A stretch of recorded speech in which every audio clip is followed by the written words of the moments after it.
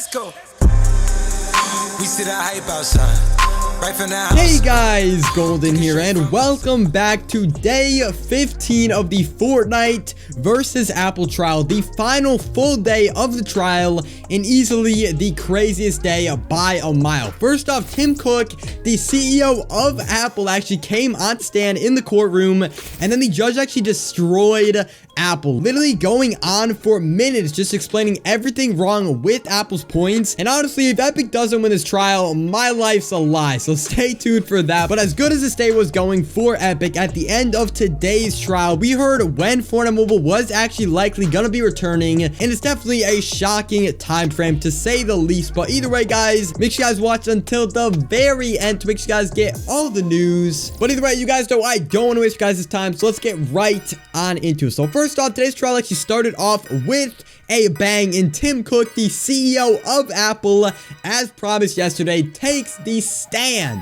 Now, Cook actually starts off by explaining how Apple tries to make the best products for the people, and also explain how they actually invested $100 billion since the start of iPhone's development. I just feel like overall, obviously, Apple is going to invest money into their devices in order to get more purchases, which kind of makes sense, so I don't really know if this is too good of a claim. But Cook immediately gets into the issues and emphasized how important human review is through the App Store, and he actually explains how machines will not address all of the issues in the App Store review on the apps, and he claimed that it actually needs human judgment. So as you guys know, Epic continued to claim that overall the App Store would be perfectly fine and iOS device would be perfectly safe without human review or without review from an Apple employee. However, according to Tim Cook, he is claiming that overall we need human judgment to make sure that the App Store is actually safe. Now, Tim actually continues and explains how they reviewed every single app that went on the App Store, and explains how this is because they care so deeply about safety,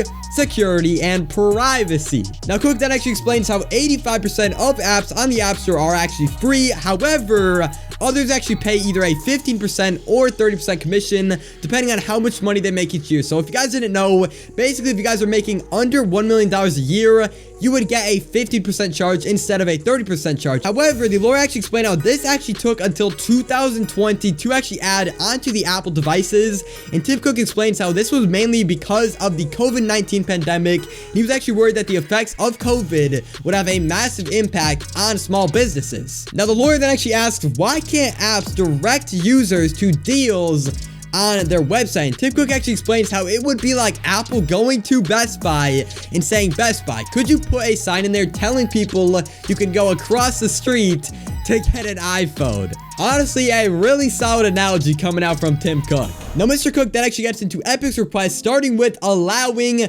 third-party app stores. And Tim actually claims that it would be terrible for the user because today Apple actually reviews hundreds of thousands of apps every single week to make sure there's no viruses or malware or any security issues on the apps. Now, he actually continues explaining how without Apple's review, the store would be a toxic mess, explaining how the developers depend on the store being a safe and trusted place where customers want to come to obviously help their apps be way more successful on the App Store and overall on Apple devices. So the point Tim was trying to make here is overall, obviously, we invest a lot of time, a lot of money, and a lot of work into making sure the App Store is a safe environment. So overall, obviously, if they allowed third-party app stores, his claim is that overall it would not be as safe and developers would actually be much less successful on Apple devices. Now, the lawyer then actually asks, what about allowing developers to use their own payment systems? And Cook actually explains how it would require developers to fill in their credit card details for every single different app. So overall, it created a huge convenience issue, but also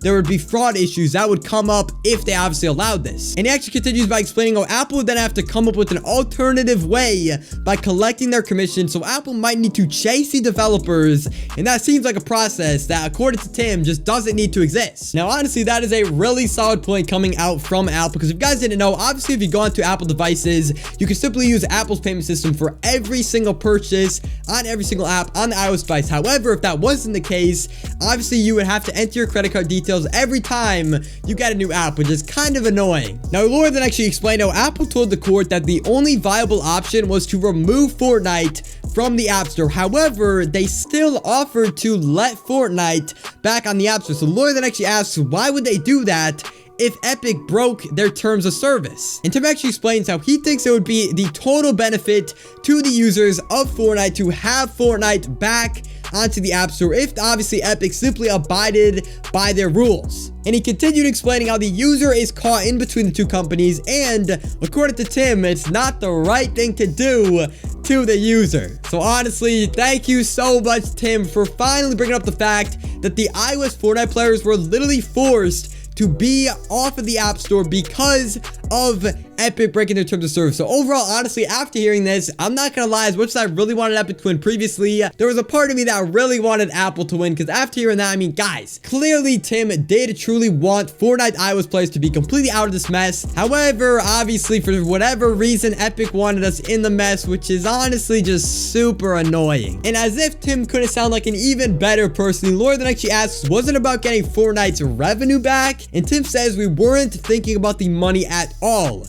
We were thinking about the users. Oh my god, again, Tim, I love you, bro. After this, I don't know, Epic. He understands that the users should not have been involved in this. We should literally be playing Fortnite Mobile right now with the newest updates, but for whatever reason, Epic decided to keep us off the App Store, which just honestly sucks. Now, changing the subject, Epic then actually asks if people really valued Apple's security and Apple's App Store. Even if there were multiple app stores, people would still go to shop at Apple, right? And Tim says it seems like a decision the user shouldn't have to make. Now guys, I can't lie, that was a really solid point coming out from Epic. The point was overall, if users obviously trusted Apple more, and if overall Apple had a better security system, wouldn't more users want to use Apple Store over all the other stores? So overall, their claim was honestly, it would be perfectly fine if they allowed third-party app stores on iOS devices. But anyways, Epic then continues with their good points against Apple, and then actually asked, Apple can't really know if it runs a better app store than everyone else when it's never let anyone else try, right? And Tim says it's an experiment I didn't want to run, and he claims customers want to stay like this. Now guys, that was honestly a really solid point from Epic, because overall they're explaining how although obviously Apple claims they have the best app store and stuff like that, overall there is really no way to be able to tell if they have the best app store if they haven't let anyone else try to obviously compete with them on iOS devices. However, according to Tim, understandably, he doesn't want that experiment to actually go down on iOS devices because he doesn't want to risk the security of the iOS users. Now, Tim Cook then actually explains that there's only a few developers who don't like the current system, and Epic fires back and asked if he'd be surprised to learn no developers are testifying for Apple. And Tim says he doesn't see how there would be a natural way to include them. But overall, guys, I feel like Apple definitely took an L here. I feel like although obviously they're claiming, oh, we couldn't fit them in, I think it's overall just because no developers truly want to support Apple. But guys, here was the craziest part of this entire trial. I'm talking throughout the entire 15 days. This was without a doubt the biggest and most important part of the trial, because oh my god, the judge went off. So the judge starts off by asking, what's wrong with giving users a choice from within in-app purchases? And Tim Cook says people are buying a certain set of expectations when they buy an iOS device. But the judge actually continues, what if people want to buy V-Bucks separately? What's the problem with Apple giving them that option, or at least telling them that they can make the choice? And Cook says if we allowed people to do that, we would be giving up our return in investment we spend on the tools and resources for iOS. So to kind of summarize that point, overall, the point that the judge is trying to make is clearly she is siding with Epic, explaining how overall she doesn't understand why Apple thinks it's wrong to give users a choice to obviously choose Apple's in-app purchase system or the developer's in-app purchase system. So overall, clearly the judge is somewhat siding with Epic in this situation. And then obviously Apple's comeback was basically they don't want to lose the money that they invested into the iOS platform, and they want to still make money from this platform, which obviously allows them to take that 30%/50% from the developers. But still, clearly the judge does not think that's a fair commission. But the judge actually continues saying, but it seems like games are making up a huge amount of these payments, and it's almost as if the in-game purchases are supporting everyone else. And the judge then says Apple has created a system that creates a great deal of profit, and it was their choice to do so, not something that Apple obviously had to do. But overall, the judge then actually continues from this point, then saying you don't charge Wells Fargo or Bank of America, right? But you're charging gamers to make up for Wells Fargo's potential revenue. But finally, Tim makes a defense and actually says in the gamers example, they're transactioning on our platform. So to summarize this point from the judge was basically explaining overall, if you guys didn't know, certain apps like Wells Fargo, Amazon, and all these like physical goods apps overall do not charge a 30% commission from Apple. However, the judge's point was overall this 30% commission is obviously made up because of the charges from the gaming apps. So overall, their point was clearly gamers are at an unfair disadvantage here because the developers of gaming apps are charged more than the developers of these Wells Fargo and Amazon and Bank of America type apps. Now here's where the judge really goes off. She then says, I understand that Apple is bringing the customers to the developers,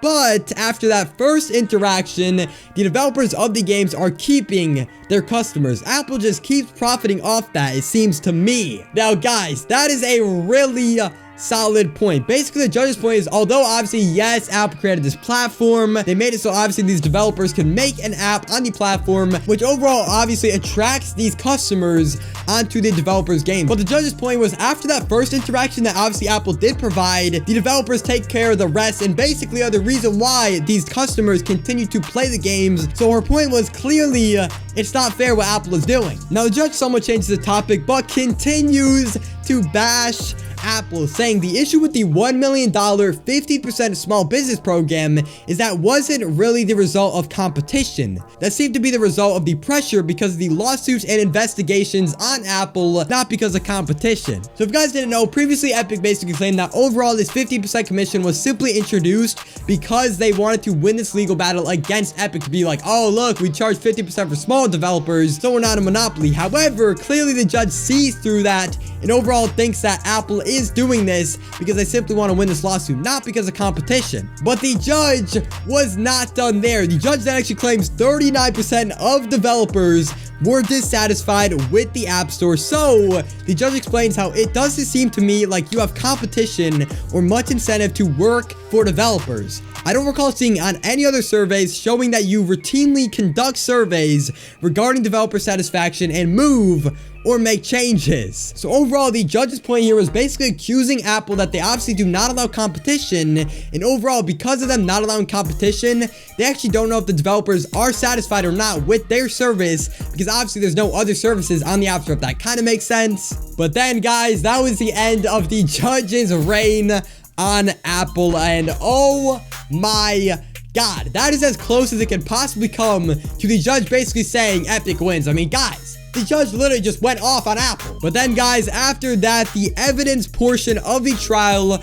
was then finished. So on Monday, we will actually be having our closing argument. So on Monday, May 24th, we will be finishing up this trial. And then Judge Rogers will actually review the evidence and quote unquote take some time. Now, what does she mean by take some time, you're probably wondering? Well, let's get into that. So after I heard that statement from the judge, I thought the trial was then over for the day, so I was getting ready to end my stream, but then all of a sudden, I heard the judge say this. The judge said, I will not be able to announce a winner before June 7th because I have a jury and other cases to deal with. So after hearing that, I was like, oh, okay, all right, you know, not that big of a deal, kind of annoying, but I'm okay waiting a few weeks. However, then the judge said she was gonna try to announce the winner and release the verdict before August 13th. What? August 13th is 84 days away. That's nearly 3 months from now. And not to mention, literally the entire summer before we maybe get Fortnite Mobile back onto the App Store.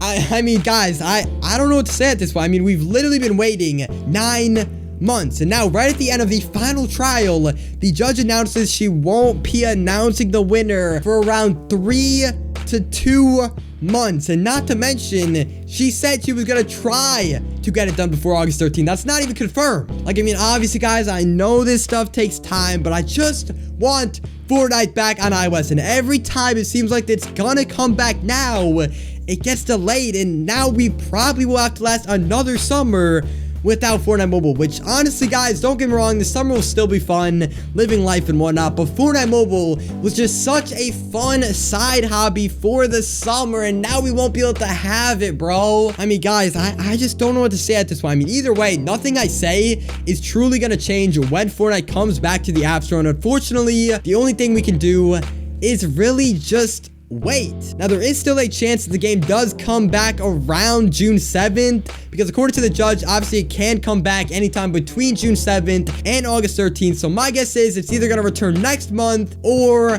we might have to wait a lot longer. I hope you guys understand. I'm obviously upset with this. I'm obviously mad about this, but like, I don't know what else to say. I mean, no matter what I say, we've already kind of been used to this. Epic has constantly shut down our hopes, and overall, clearly we now have an even longer time to wait before we get Fortnite back onto the App Store. But if you guys do want some good news, clearly Epic is still winning right now, and unless Apple has the biggest comeback on Monday, it's safe to say we will be getting our game back this summer. Maybe the latest of the summer, but maybe a little bit earlier. Who really knows, guys? But with that being said, I'll see you guys on Monday for the final trial day of the Fortnite versus Apple trial. Usually I thought I'd be more excited for that, but honestly, after hearing this, I just don't know, you know? But yeah, I'll see you guys later.